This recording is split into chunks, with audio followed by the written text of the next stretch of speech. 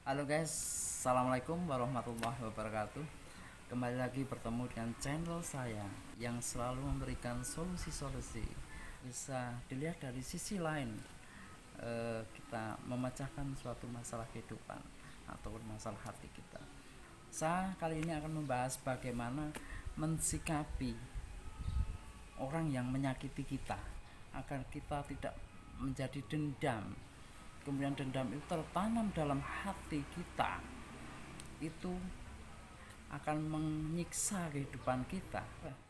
Yang mempunyai perasaan dendam itu akan mengubur dua kuburan sekaligus, yaitu kuburan bagi orang yang kita dendami dan mengubur diri kita sendiri, karena kita akan selalu memikirkan, energi kita akan habis untuk memikirkan bagaimana cara membalaskan dendamnya. Pikiran-pikiran produktif kita, pikiran-pikiran positif kita itu terkuras habis hanya untuk memikirkan bagaimana cara membalas dendam, sehingga kita tidak bisa melakukan hal-hal yang positif, hal-hal yang baik. Dan sosial media kita isinya umpatan, isinya amarah, isinya baper dan sebagainya. Itu akan semakin menenggelamkan kita di mata-mata orang lain yang tidak tahu masalahnya. Stop rasa dendam itu. Ada orang yang menyakiti kita, baiklah, silahkan orang lain menyakiti kita, silahkan orang lain memfitnah kita, tapi asal diri kita tidak menyakiti diri sendiri. Artinya bahwa mindset, pola pikir kita jangan sampai terbawa oleh apa yang diucapkan orang lain.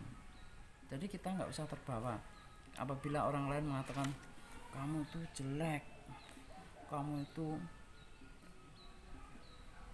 bodoh, kamu itu miskin.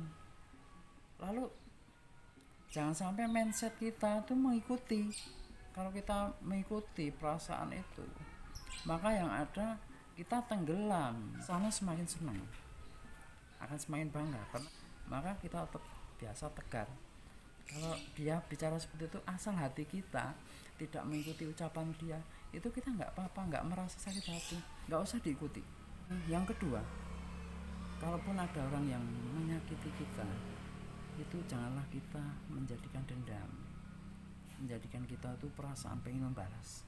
Nggak perlu, karena kalau kita menjadi dendam, sakit hati, itu pikiran-pikiran kita itu akan negatif semua isinya. Kita itu nggak sempat berpikir tentang hal yang positif, pengennya menjatuhkan, pengennya memberikan, kalau dia menderita kita senang dan sebagainya, sehingga pikiran-pikiran negatif akan menjadikan kita menjadi orang yang negatif juga, menjadi orang yang jahat juga. Lalu apa bedanya kita dengan dia? Maka kalau orang lain itu mengatakan menjelek-jelekan kita, kemudian dia dendam dengan kita, kalau orang yang tidak suka dengan kita lalu kita enjoy saja, kita merasa seperti tidak ada masalah, dia itu bingung. Orang yang benci dengan kita, lalu kita di media sosial marah-marah, mengeluarkan kata-kata kotor, terpengaruh dengan apa yang diucapkan, dia merasa menang, kita merasa sedih, menangis, dia itu merasa bangga, merasa senang. Wah, ini dia sudah kemakan. Saya punya prinsip bahwa walaupun ada orang yang membenci kita, tapi lebih banyak orang yang menyayangi kita. Yakinlah bahwa kita itu banyak juga orang yang menyayangi kita.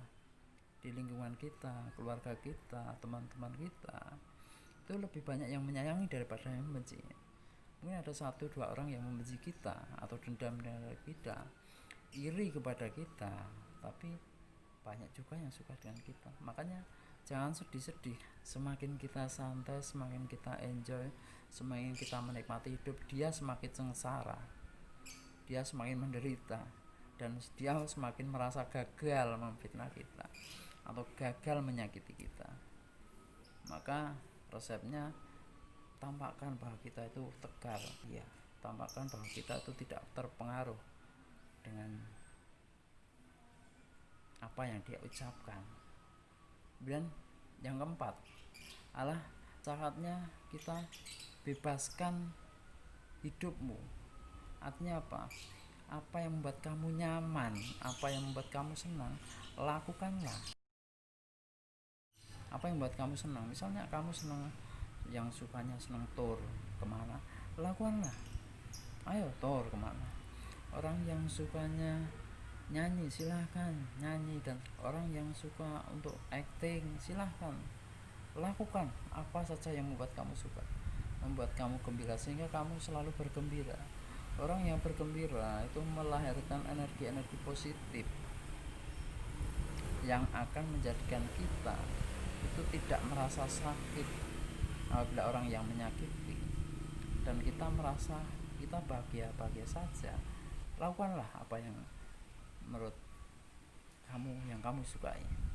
Kemudian jangan sampai, yang kelima, jangan sampai kita ikut balas dendam. Kalau kita disakiti orang, kita tidak usah balas dendam. Karena apa? Kalau orang membalas dendam itu, seandainya pun dendamnya terbalaskan, kita itu nggak akan mendapatkan apapun.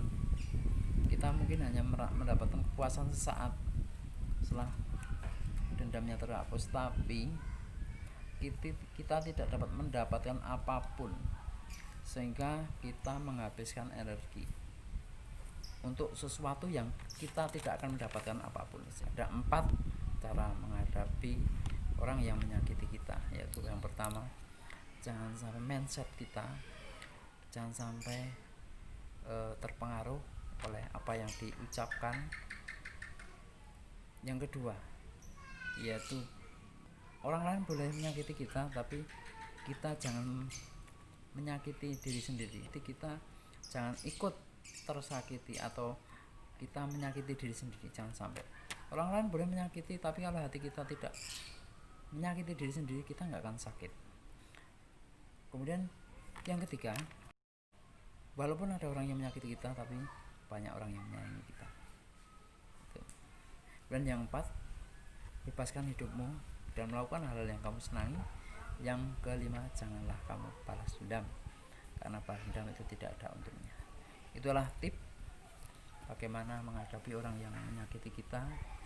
Kita menjadi orang yang elegan, tidak usah membalas apapun yang dilakukan orang lain. Kalau orang lain melakukan hal yang negatif pada kita, kita tetap senang, kita tetap happy, kita tetap fokus pada tujuan kita.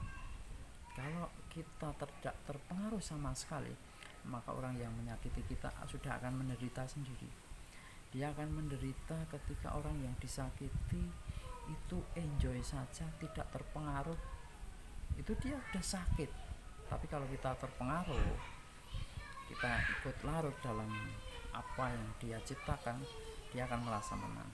Oke, itu adalah 4 tip untuk menghadapi orang yang menyakiti kita. Semoga bermanfaat. Wassalamualaikum warahmatullahi wabarakatuh.